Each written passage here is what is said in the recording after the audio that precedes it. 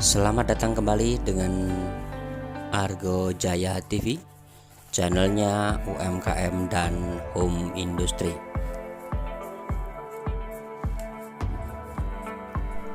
Pemirsa dimanapun berada, pada kesempatan kali ini saya akan membagikan cara menyisir ijuk atau mengambil solar ijuk dari lembaran-lembaran ijuk yang belum terurai.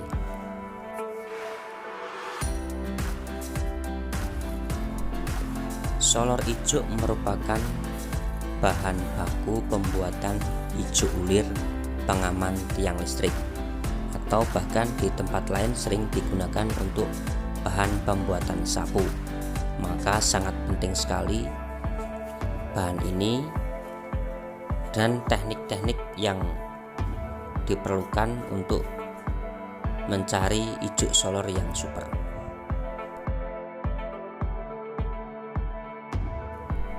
Dimulai dengan menyiapkan alat, yaitu berupa sisir yang terbuat dari paku baja, pemirsa. Jadi tidak mudah patah dan sangat lentur.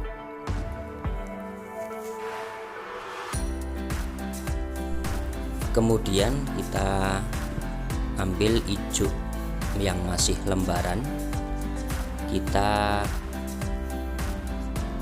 perlahan-lahan menyisir, jangan sampai nanti terkena dengan paku atau sisir ini, karena sangat rawan sekali. Jadi sangat hati-hati dalam menyisir ijuk.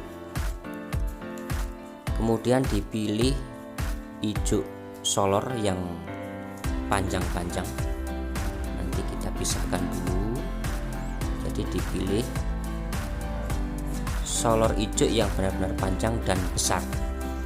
Ini akan menentukan kualitas akhir atau hasil akhir dari ijuk solar yang akan didapatkan.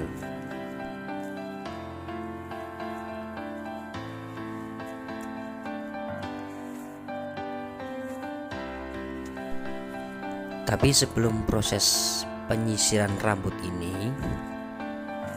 kita lakukan pembersihan pada lembaran-lembaran ijuk yang masih terdapat lidi dan kotoran-kotoran lain yang menempel pada ijuk.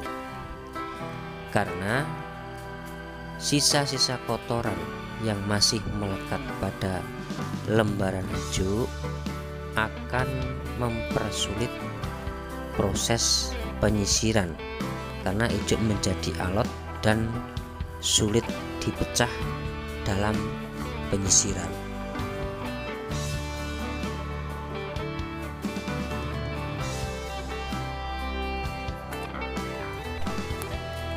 Adapun pembersihan ijuk, kita bisa menggunakan alat berupa gunting ataupun sabit. Jadi nanti akan mempermudah proses pembersihan kotoran-kotoran tersebut ataupun lidi, sehingga proses selanjutnya yaitu berupa penyisiran akan mudah dilakukan dan tidak alot.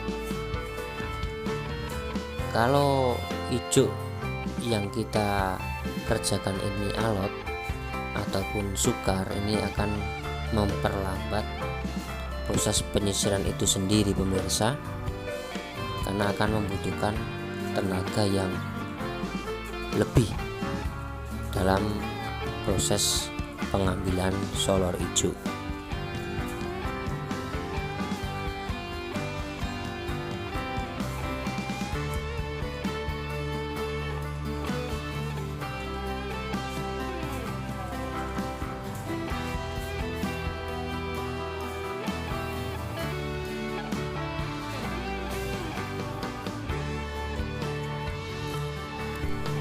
Sebelum ke proses penyisiran, kita lakukan pemilihan hijau yang betul-betul mudah untuk disisir, sambil kita renggang-renggangkan lembarannya supaya mempercepat proses penyisiran, sekalipun mengecek apabila ada kotoran-kotoran yang masih menempel.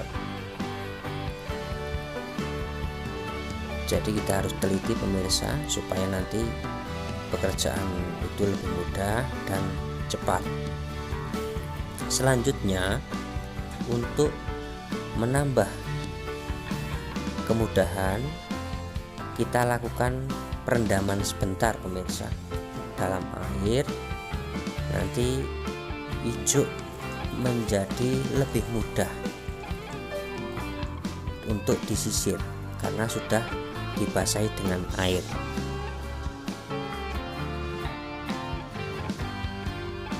Setelah proses perendaman, kita tiriskan sebentar supaya kandungan air tidak terlalu banyak. Jadi proses perendaman ini akan membuat lebih mudah memecah lembaran hijau dan nanti akan membuat licin hijau tersebut, sehingga nanti lebih tertata ataupun lebih mudah dalam pengambilan solor hijau. Pemirsa, tadi sedikit alot, masih ada sisa kotoran yang masih menempel yang di luar jangkauan tadi, jadi agak alot, tapi bisa diatasi dan bisa dilakukan proses pengambilan solor.